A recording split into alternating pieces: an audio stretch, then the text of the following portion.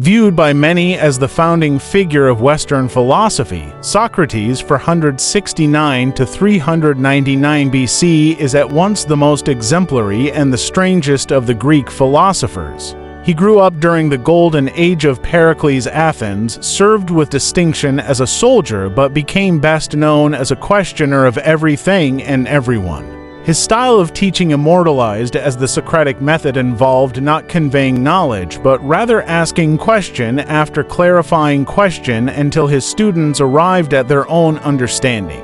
Socrates wrote nothing himself, so all that is known about him is filtered through the writings of a few contemporaries and followers, most notably his student Plato. Socrates was accused of corrupting the youth of Athens and sentenced to death. Choosing not to flee, he spent his final days in the company of his friends before drinking the executioner's cup of poisonous hemlock.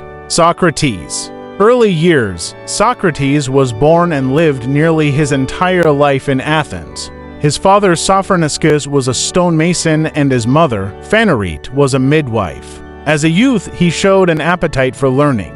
Plato describes him eagerly acquiring the writings of the leading contemporary philosopher Anaxagoras and says he was taught rhetoric by Aspasia, the talented mistress of the great Athenian leader Pericles. Did you know? Although he never outright rejected the standard Athenian view of religion, Socrates' beliefs were nonconformist. He often referred to God rather than the gods and reported being guided by an inner divine voice. His family apparently had the moderate wealth required to launch Socrates' career as a hoplite-foot soldier. As an infantryman, Socrates showed great physical endurance and courage, rescuing the future Athenian leader Alcibiades during the siege of Potidaea in 432 BC. Peloponnesian War play video. Through the 420s, Socrates was deployed for several battles in the Peloponnesian War, but also spent enough time in Athens to become known and beloved by the city's youth. In 423, he was introduced to the broader public as a caricature in Aristophanes' play Clouds, which depicted him as an unkempt buffoon whose philosophy amounted to teaching rhetorical tricks for getting out of debt. Although many of Aristophanes' criticisms seem unfair, Socrates cut a strange figure in Athens, going about barefoot, long-haired, and unwashed in a society with incredibly refined standards of beauty. It didn't help that he was, by all accounts, physically ugly, with an upturned nose and bulging eyes.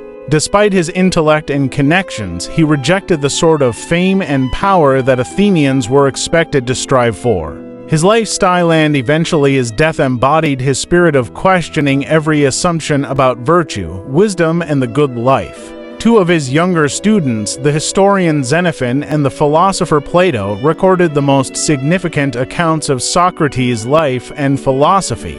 For both, the Socrates that appears bears the mark of the writer. Thus, Xenophon's Socrates is more straightforward, willing to offer advice rather than simply asking more questions. In Plato's later works, Socrates speaks with what seem to be largely Plato's ideas.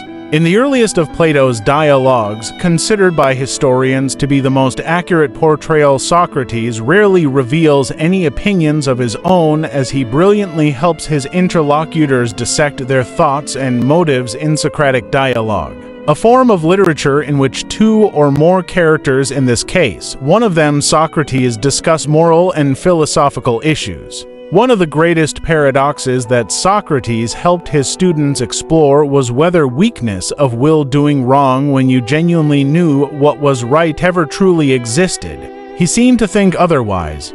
People only did wrong when at the moment the perceived benefits seemed to outweigh the costs. Thus, the development of personal ethics is a matter of mastering what he called the art of measurement, correcting the distortions that skew one's analyses of benefit and cost. Socrates was also deeply interested in understanding the limits of human knowledge. When he was told that the oracle at Delphi had declared that he was the wisest man in Athens, Socrates balked until he realized that, although he knew nothing, he was unlike his fellow citizens, keenly aware of his own ignorance. Trial and death of Socrates. Socrates avoided political involvement where he could and counted friends on all sides of the fierce power struggles following the end of the Peloponnesian War. In 406 BC, his name was drawn to serve in Athens' assembly, or ecclesia, one of the three branches of ancient Greek democracy known as democratia.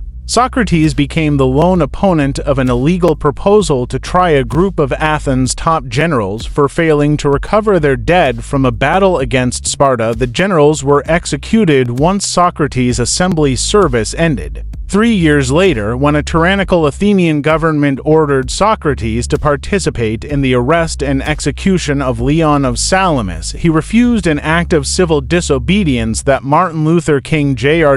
would cite in his letter from a Birmingham jail. The tyrants were forced from power before they could punish Socrates, but in 399 he was indicted for failing to honor the Athenian gods and for corrupting the young. Although some historians suggest that there may have been political machinations behind the trial, he was condemned on the basis of his thought and teaching. In his The Apology of Socrates, Plato recounts him mounting a spirited defense of his virtue before the jury but calmly accepting their verdict. It was in court that Socrates allegedly uttered the now famous phrase, "The unexamined life is not worth living." His execution was delayed for 30 days due to a religious festival, during which the philosopher's distraught friends tried unsuccessfully to convince him to escape from Athens. On his last day, Plato says, he appeared both happy in manner and words as he died nobly and without fear. He drank the cup of brewed hemlock his executioner handed him, walked around until his legs grew numb and then lay down, surrounded by his friends, and waited for the poison to reach his heart.